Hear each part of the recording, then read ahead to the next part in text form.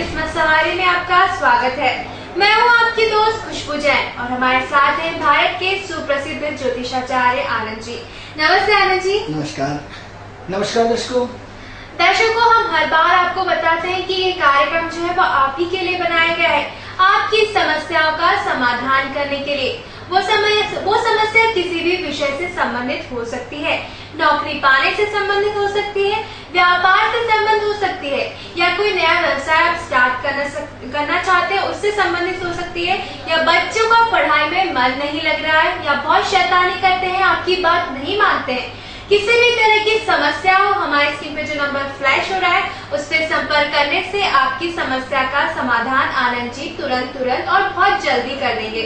दर्शकों, हमारी बात जो बहुत एक सप्ताह से चली आ रही है शुक्र ग्रह के बारे में। शुक्र जो हमारी हर इच्छाओं की पूर्ति करता है, जो हम ऐश्वर्य चाहते हैं अपने जीवन में उसकी भी पूर्ति करता है, प्रेम की भी पूर्ति करता है, यानी कि शुक्र ग्रह जो है वो सब चीजों की पूर्ति करता है। तो जानते हैं आनंद, जैसे कि मीन राशि के बारे में जो हमने कल जाना था, अधूरी जानकारी रह पाई थी, पूरी चर्चा नहीं हो पाई थी, तो जानते हैं मीन राशि का शुक्र ग्रह के साथ क्या संबंध होता है। जी आनंद जी। देखिए दर्शकों, सबसे पहले तो आपने हमें प्रश्न किया था बारिश कब आएगी। 14 तारीख जैसे ही 15 आई लगातार बारिश बढ़ रही है। तो बारिश का सावन का महीना और बारिश पड़ रही है तो कुछ बात ही होती है। तो लगातार आपको, जैसा कि हमने आपको प्रेडिक्शन दिया था कि 14 तारीख के बाद यानी 15 के आफ्टर पानी गिरना शुरू हो जाएगा, तब से लगातार जारी है। ईश्वर की कृपा से ही हमारी जो थी वो लगातार पानी आ रहा है। दूसरा, हम ईश्वर को इसके बारे में धन्यवाद देते हैं, परमात्मा को धन्यवाद देते हैं, क्योंकि बरसात का होना अत्यंत आवश्यक है, क्योंकि पूरा जीवन हमारा जल पे निर्भर है। तो हम सब परमात्मा से प्रार्थना करते हैं, धन्यवाद करते हैं कि इस तरह हमेशा बैलेंस बनाए रखे, जिससे प्रकृति का संतुलन बना रहे। तो हम अपने दर्शकों से बोलेंगे, अभी जो घनघोर बारिश होने वाली है, तो ऐसे बारिश के मौसम में पकौड़ों के साथ हमारे कार्यक्रम का एंजॉय मजे ले तो बहुत ही अच्छा है। दूसरा, हेलो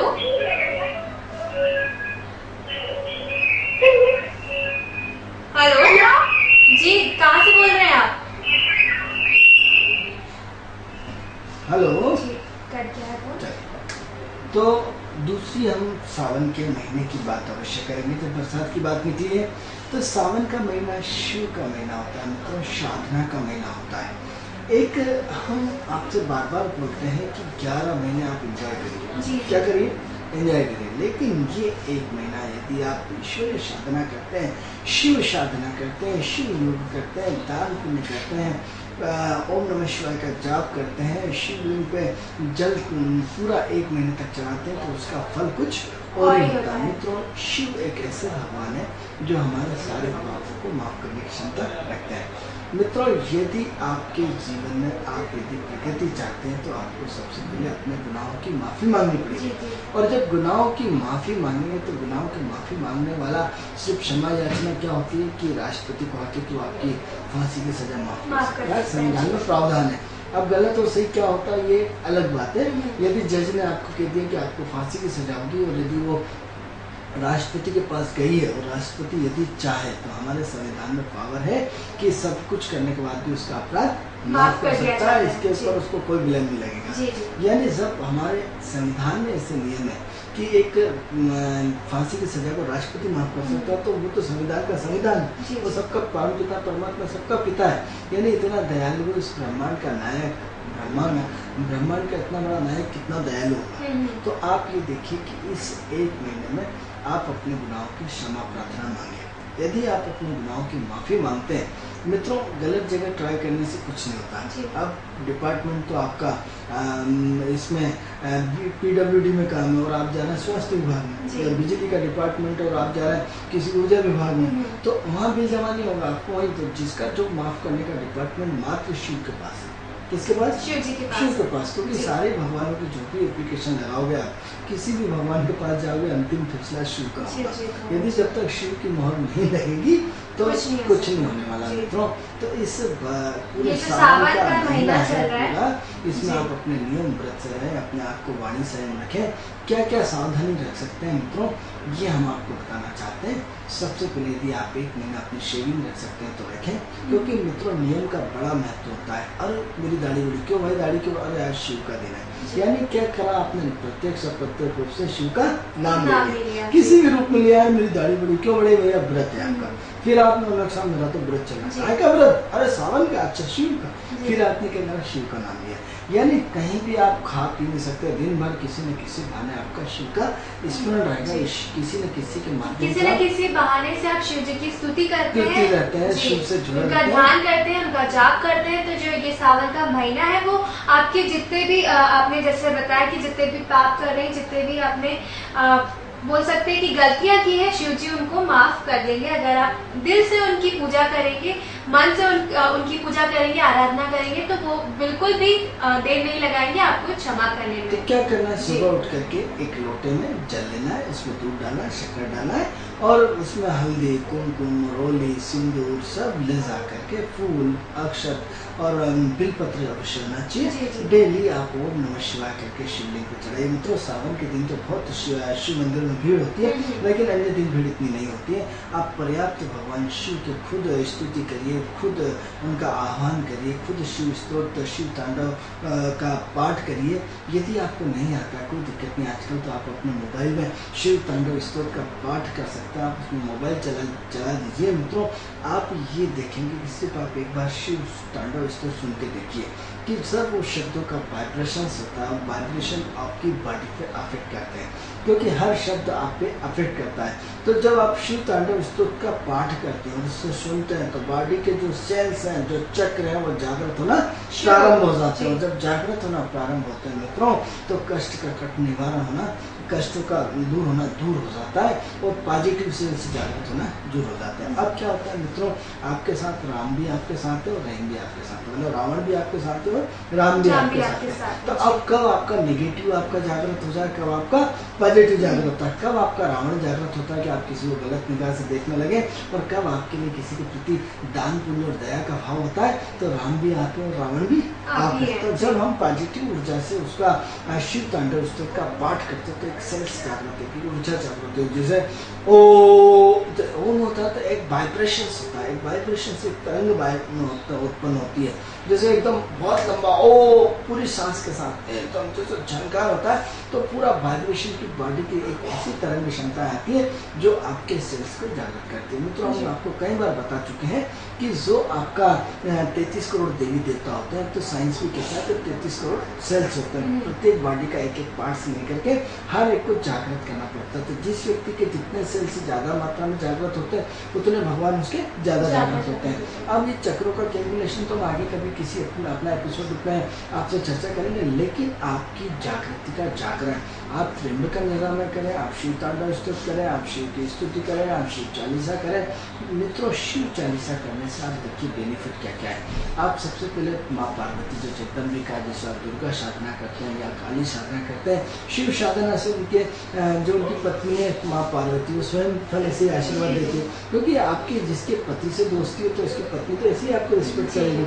अब जिसके आपके पिता से दोस्ती हो तो आप ये देखो मित्रों, जो जीत वाला ग्रह है, जो जीवन में उच्च सोपान कराने वाला ग्रह है, वो सिर्फ कार्तिक है, केतु है। केतु का जो ग्रह है वो कार्तिक है। मित्रों हम अपने विषय पे ही बात कर रहे हैं, विषय से हट नहीं रहे, लेकिन चूंकि सावन का महीना है इसलिए हम महत्वपूर्ण जानकारी आपको देना चाहते हैं। तो क्या होता है कि जब भी आप विजय मतलब अपने चाहे कैरियर में हो, चाहे कर्म क्षेत्र में हो, चाहे व्यापार में हो, एक सफलता का उच्च सोपान है। मतलब विजय श्री से आप बिंदु तो लड़ना नहीं, अब विजय क्या है कि आपने अपनी जो भी आप मंजिल हासिल करना चाहते थे, आपके ड्रीम है कि मैंने 10 लाख की गाड़ी खरीदी होंडा सिटी की, और आपने खरीदी मतलब विजयश्री। आपने सोचा कि मैं मैनेजर का पोस्ट पालूं, आपकी विजयश्री हो गई। आपने सोचा मेरा मकान बन जाए, आपकी विजयश्री हो गई। और विजयश्री का स्वरूप बदल गया, पहले तलवार वाला था जीत लो विजयश्री हो गई, आज आप अपने ड्रीम पूरे कर लेते हैं, यही आपकी विजयश्री। और विजयश्री का मात्र एक ग्रह होता है मित्रों केतु। और केतु का संबंध कार्तिकेय से होता है। कार्तिकेय का संबंध जो है वो भगवान शिव के बड़े पुत्र होने से कारण है। तो जिससे हमारे पिता से दोस्ती हो तो उनके बेटे तो ऑटोमेटिक आपको नहीं तदास्ती। अब बात यहाँ फिर खत्म नहीं हुई, फिर हम तीसरे पार्ट से जाते हैं। तीसरा पार्ट से उनका जो होता है, हम सीधे शुक्र को आएंगे, आप चिंता नहीं करें, विषय से नहीं हटे। फिर आप भगवान गणेश की बात करते हैं। अब भगवान गणेश बुद्धि के नायक, मतलब जब भी हमसे गलत काम होते हैं, बुद्धि दो तरह की, कुबुद्धि और सद्बुद्धि। यदि ईश्वर आपको सद्बुद्धि देता है तो आपके सारे काम सफल होते हुए चले जाते हैं, और यदि दुर्बुद्धि देता है तो सारा लॉस होना शुरू हो जाता है। यानी जिसके संबंध आपके भगवान शिव से, तो उनके पुत्र जो भगवान गणेश है, तो वो तो आपको ऐसे ही तथास्तु मिलेंगे। अब यहाँ बात और खत्म हो जाती है। अब भगवान गणेश के साथ जो है वो रिद्धि और सिद्धि है। रिद्धि यानी क्या है? हमारा धन, वैभव, जितनी भी आर्थिक स्थिति का संपन्न होना है, ये हमारी रिद्धि है। और सिद्धि मतलब आपका यश, मान, सम्मान, कीर्ति पूरे समाज में फैले, ये सिद्धि है। जब भगवान गणेश ने आशीर्वाद दे दिया, शिव ने आशीर्वाद दे दिया, तो रिद्धि सिद्धि को तो आशीर्वाद देना ही देना है। तो यानी आपके सिर्फ शिव को साधने मात्र से आपके कितने ग्रह कंप्लीट हो रहे हैं। आप फिर और आगे आइए कि अब इसके बाद बात करते हैं उनके नंदी की। नंदी भगवान किसको रिप्रेजेंट करते हैं? शुक्र को रिप्रेजेंट करते हैं। मित्रों, शुक्र किससे जमता है? भौतिक संपन्नता से जमता है। आप सब जिसके बहुत से दोस्ती हो तो नंदी भगवान को तो ऐसे ही उनके साथ बिल्कुल सेवा में उनके खड़े रहते हैं हमने। तो अब जिसकी बहुत से दोस्ती हो तो आप क्या करें अपने जीवन में? आप ये देखिए, त्रिकोणात्मक साधना, ब्रह्मा विष्णु महेश। तो ब्रह्मा की उत्पत्ति किसने करी? शिव ने। अब विष्णु की उत्पत्ति किसने करी? शिव ने करी। अब और यदि और ज्यादा जानना चाहते हैं गहराई में, तो पार्वती की उत्पत्ति किसने करी? शरीर के दो टुकड़े हुए और दो टुकड़े करके एक स्त्री और पुरुष बना, जैसे हम अर्धनारीश्वर कहते हैं। हेलो हेलो जी, नमस्कार। कहाँ से बोल रहे हैं आप? हेलो, हाँ मैं भोपाल से बोल रहा हूँ। जी, भोपाल में कहाँ से बोल रहे हैं आप? जी, आप जी किसके बारे में जानना चाहते हैं आप? मैं अपने बारे में जानना था। जी, तो क्या नाम है आपका?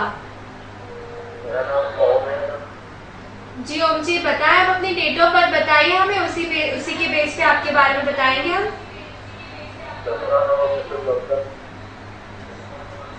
17 नवंबर 1900। जी, समय? शाम को 5 बजे। ओम जी, शाम के 5 बजे आपका जन्म हुआ है? जी, कहाँ पे हुआ है आपका जन्म? भोपाल में हुआ है। क्या करते हैं आप अभी?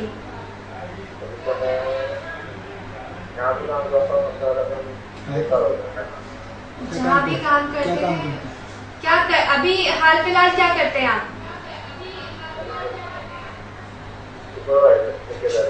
ठेकेदारी का काम करते हैं। अब हमारे स्क्रीन पे कार्यक्रम सुने, हम आपको 2 मिनट हमारी चर्चा के बाद आपका भविष्य बता रहे, तो 5 मिनट का वेट करें। जी ओम जी, धन्यवाद।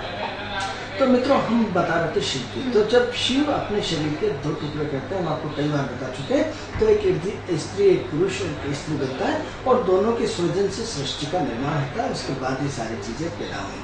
तो अब क्या हुआ? आपने, यदि हम कहते हैं गलत बोलते हैं, तो अर्धनारीश्वर के फोटो आप देख सकते हैं। इसमें हमारे पुराणों में उसका वर्णन है। तो शिव एक ऐसे शख्स है, ऐसे भगवान है जो पूरे ब्रह्मांड के अधिनायक है। आप देखा होगा, यदि आपने महाभारत देखी हो या आपने ये देखा हो कुछ भी, तो भगवान राम को आशीर्वाद किसने दिया? यदि रामेश्वरम की कहानी पढ़ेंगे तो रामेश्वरम में भगवान ने लंका जा रहे थे, जब समुद्र पार कर रहे थे, तो उन्होंने कहा कि भैया ये तो आपका विजय, जब तक शिव स्तुति नहीं करोगे तो आपको विजय मिलने वाली नहीं है। तो तुरंत उन्होंने एक शिवलिंग की स्थापना करी, और शिवलिंग की स्थापना करके पूर्ण मंत्र उच्चारण से भगवान शिव का आह्वान किया गया। उन्होंने जब तथास्तु बोला, कल युद्ध का बिगुल भेजा, तब से उनको रामेश्वरम की स्थापना है। लेकिन वह रामायण जो लोग ज्ञानी हैं वो बताते हैं कि उन्होंने भगवान राम ने स्तुति लिखी है कि यदि जो शिव को पूजते हैं, उन्होंने साथ साथ लिखा है, जो लोग शिव को पूजते हैं मैं उनको ऑटोमेटिक अच्छा फल दे देता हूँ, और लेकिन जो शिव की निंदा करती है वो मेरे ऐसे बुरे हो गए कि खूब साधना राम राम करते रहे, मैं उनको फल देने वाला नहीं, वो सबसे बड़े मेरे विरोधी हैं। आप ये देख सकते हैं, यदि महाभारत यदि देखते हैं तो जितने भी भगवान कृष्ण या सब हैं, उन्होंने भगवान शिव से आशीर्वाद लिया, भगवान शिव की साधना करिए। आप अपने महाभारत यदि देखते हैं, यदि हो सकता है आपको सुनने को नहीं मिले, तो आजकल तो टीवी सीरियल है, तो उन्होंने क्या करा, रात में साहब शिव का जाप कर रहे हैं। भगवान कृष्ण स्वयं नारायण होने के बाद शिव का जाप कर रहे हैं। तो इस ब्रह्मांड का अधिनायक जो सब पावरफुल अधिनायक है वो भगवान शिव है, और इसका संबंध सबसे मित्रों, यदि हम आपके पिताजी से, आपके दादाजी से दोस्ती कर लें तो पूरा खानदान पाई पीढ़ी हमारा सम्मान करें। तो हमारी दोस्ती किससे होनी चाहिए? बोस से होनी चाहिए। तो हम क्यों ना बोस को ये एक सावन का महीना मित्रों यूसीएन राजधानी चैनल के माध्यम से हम आपके शुभ चिंतक है, हम आपका बुरा नहीं चाहते। यदि ये एक महीना यदि आप साधना कर लें, त्रिकाल संध्या सुबह दोपहर शाम आप ओम नमः शिवाय का जाप करें, अपना और कुछ नहीं तो मोबाइल पर शिव तांडव स्तोत्र का पाठ करें। आप अपने मोबाइल पे लगातार दिन में सुबह दोपहर शाम दिन में 3 बार सुने उसको, और सुनने के बाद रात को सोते समय, सुबह उठते समय अपने गुनाहों की माफ़ी मांगे।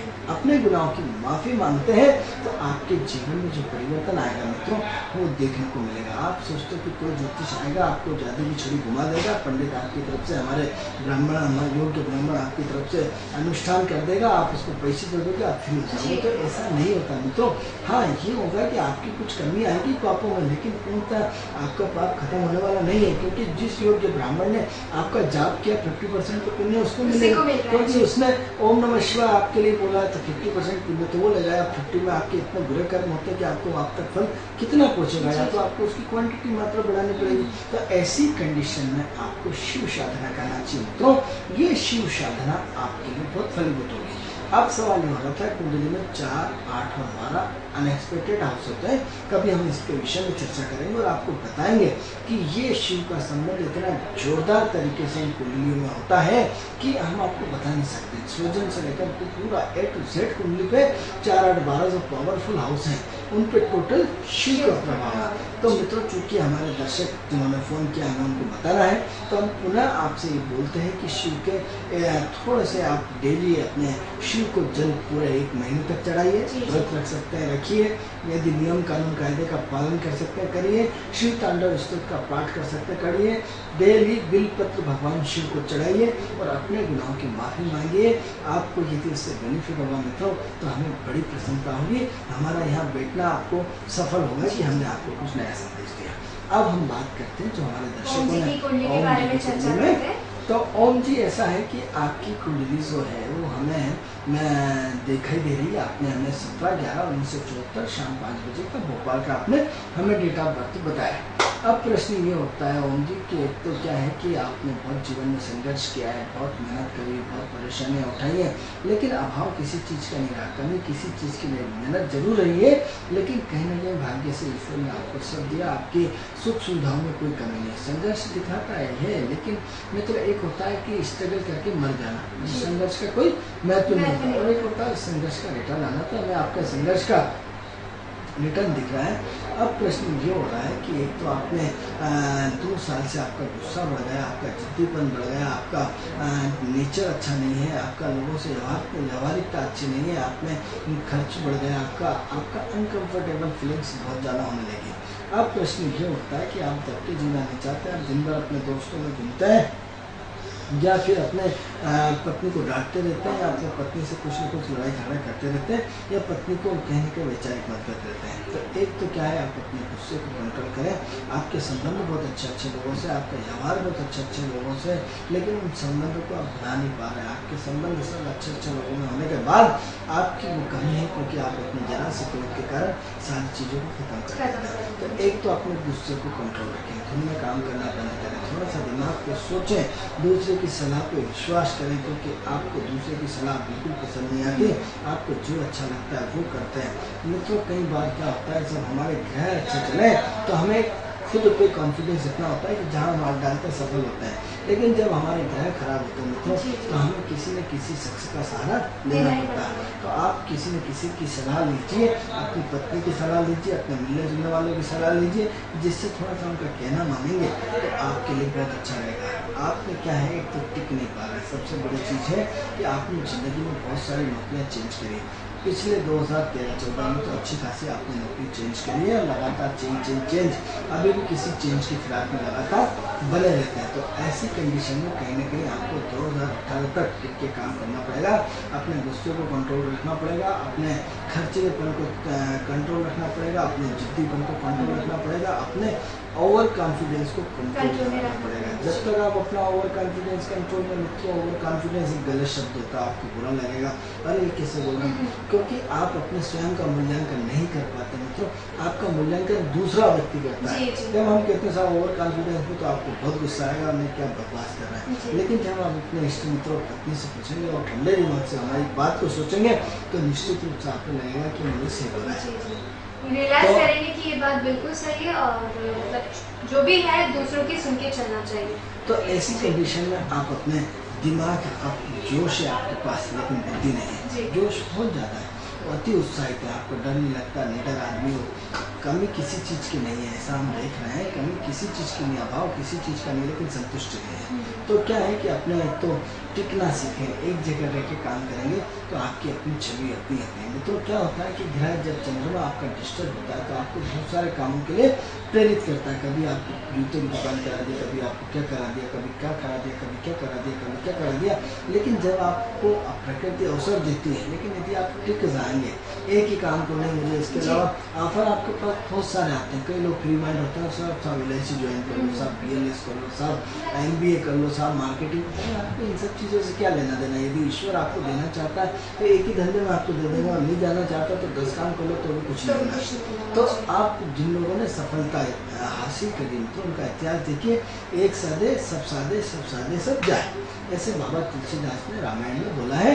तो आप सबसे पहले अपने एक काम को लें और एक काम में पूरी एनर्जी झोंक दें, और जब वो सफल हो जाए तो आप दूसरे काम में झोंकेंगे। लेकिन जब तक वो पूरी तरह सेट नहीं हो जाता तब तक आप सिर्फ अपने एक काम में लगे रहें। जब एक काम में लगे रहेंगे तो हमारी निश्चित रूप से सफलता मिलेगी। तो एक तो आप गुस्सा करना छोड़ दीजिए, बचत करना शुरू कर दीजिए, पत्नी को पैसे देना शुरू कर दीजिए, और अपने पास में ज़्यादा लिमिटेड पैसे रखें, ज़्यादा खर्च न करें। और इष्ट जो दुष्ट लोग हैं, आपके इष्ट मित्र जो है, कहीं अच्छे हैं और कहीं खराब है, तो जो अच्छे लोग हैं उनसे संपर्क करें और दिन भर घूमना फिरना बंद करें, दूसरों के कहने पर ज़्यादा ना आए, अपने थोड़े से ठंडे दिमाग का प्रयोग करें, क्योंकि पत्नी आपकी शुभचिंतक है, उसका कहना सुने, उनका माने, उनसे लड़ाई झगड़ा बंद करें और थोड़ा सा अपने आप को बैलेंस रखें, वक्त का इंतजार करें। दिसंबर तक का आपका डिस्टर्बेंस हमें दिख रहा है, दिसंबर के बाद आपकी स्थिति में काफ़ी परिवर्तन होगा, क्योंकि विगत एक साल से आपके कार्य सारे काम जो है वो रुक रुक के हो रहा है, परेशानी से हो रहा है, दिक्कत के साथ हो रहा है, कहीं ना कहीं अनकंफर्टेबल सा हो रहा है। लेकिन 23 दिसंबर 2014 के बाद जैसे शरीर का अंतर खत्म होगा,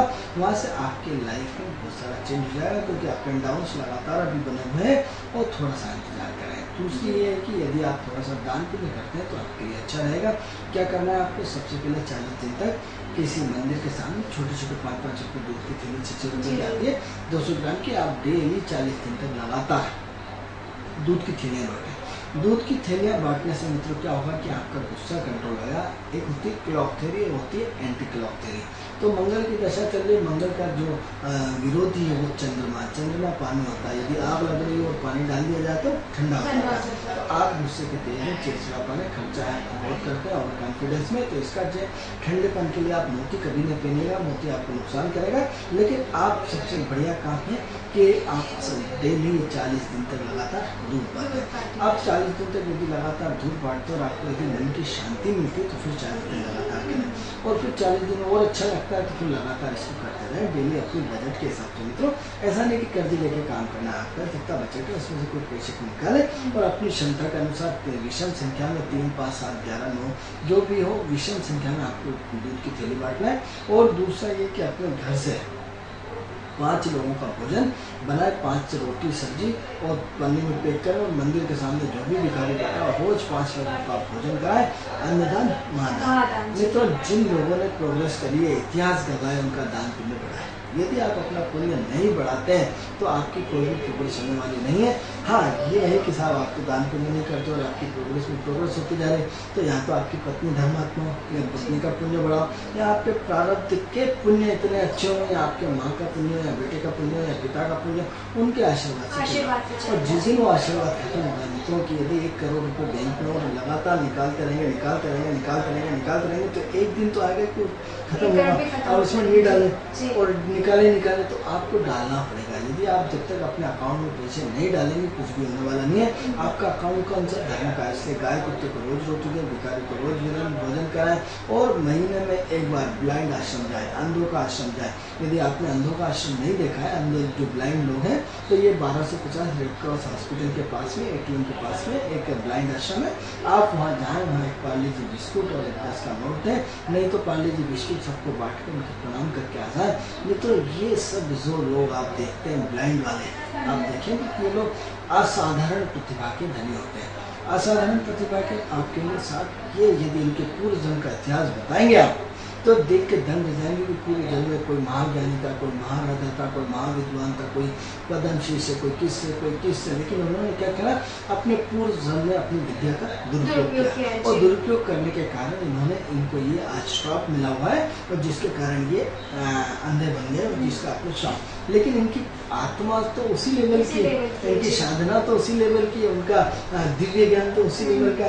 यदि उन्होंने आपको आशीर्वाद दिया तो इनका आशीर्वाद जो है वो निष्फल जाने वाला नहीं है। इनका आशीर्वाद कोई गलत होने वाला नहीं है, कहीं ना कहीं आपको पॉजिटिविटी देगा, क्योंकि इनकी आत्मा भली आपको दिख रहे कि ब्लाइंड है, लेकिन इनका जो वर्चस्व, इनका जो अंदर का जो ग्राउंड, जो अंदर का ओरा है, वो उस लेवल का जो उनकी प्रतिभा थी। तो ये लोग असाधारण लोग हैं। इसी टाइप से जो मंदिर के सामने बैठे हैं या जो कोड़ी हैं या जो भिखारी हैं, ये सब अभिशापित लोग हैं। अभिशापित मतलब इन्होंने अपने पद का दुरुपयोग किया, दुरुपयोग करके आज ये भीख मांगने को मजबूर है। यानी क्या कर रहे हैं, अपना समय काट रहे हैं, अपना वनवास काट रहे हैं, अपनी जो वो पुरानी चीज है उसको भोग रहे हैं। क्या कर रहे हैं, भोग रहे हैं। तो ऐसी कंडीशन में यदि आप ऐसी दिव्य आत्माओं की सेवा करते हैं तो उसका पुण्य आपको हजारों गुना मिलेगा। ये जो वृद्ध अपने पिता वृद्ध आश्रम में भोग रहे हैं या जो ब्लाइंड करके भोग रहे हैं, जितने भी भोग रहे हैं, जितने भी विकलांग लोग हैं, मतलब एक कह सकते हैं कि शरीर से अपंग है, तो उनकी अगर आप सेवा करेंगे तो आपने जितने भी पाप किए हैं, अगर आप अपनी गलती को सुधारना चाहते हैं तो उनको दान पुण्य करिए, तो आपका जो समय तो ये जो विकलांग जैसे हाथ काट दिया, पैर काट दिया, नाक काट दी, तो क्या होता है, चेहरा बदसूरत बना दिया या बिल्कुल पागल बना दिया, ये सब अभिशाप है। उनकी पूर्व जन्म के टॉप अब वीवीआईपी तो 3 लगाते, हम 10-20 लगाते हैं। ये सब उस लेवल की पवित्र आत्मा है जिन्होंने अपना दुरुपयोग किया है उस समय अपने पावर का, तो वो अपना दंड भोग रहा है। लेकिन इनका जो स्वरूप है वो अंदर से आज भी पवित्र है। दंड भोगना कोई भी भोग सकता है। यदि जेल में 1 करोड़पति भी जा सकता है, तो उसका मतलब ये नहीं कि वो उसकी परिस्थितियाँ, उसकी विषम परिस्थितियों में उसको जेल में डाल दिया। अब लेकिन उसकी क्या गलती, उसकी क्या गलती कि ऐसी कंडीशन में परिस्थितियाँ बन जाती हैं। तो क्या है कि उनकी आत्मा, ऐसी पवित्र आत्माओं की आप सेवा करिए तो निश्चित रूप से भाग्य बदलेगा मित्रों। और जब भाग्य बदलता है तो कहाँ से कहाँ व्यक्ति पहुँच जाता है मित्रों। फिर हम आपको बताते हैं कि मेहनत सब करते हैं, अपनी जिंदगी में कोई भी प्रयास में कमी नहीं रखता। हर व्यक्ति सुबह से शाम तक, रोज सुबह से रात तक, रात से सुबह तक, हर व्यक्ति अपना दिमाग, अपनी मेहनत, अपनी एनर्जी, अपना सब कुछ झोंक डालता मित्रों।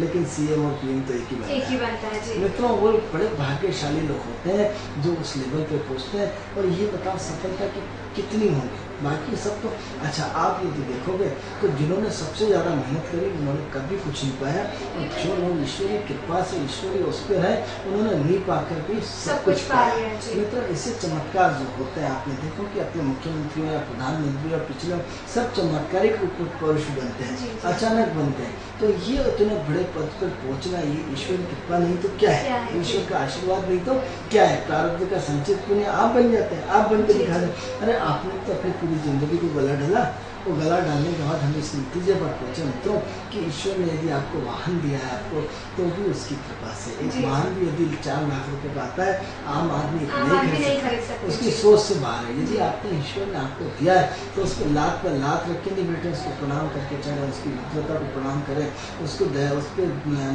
उसका एहसान माने परमात्मा का।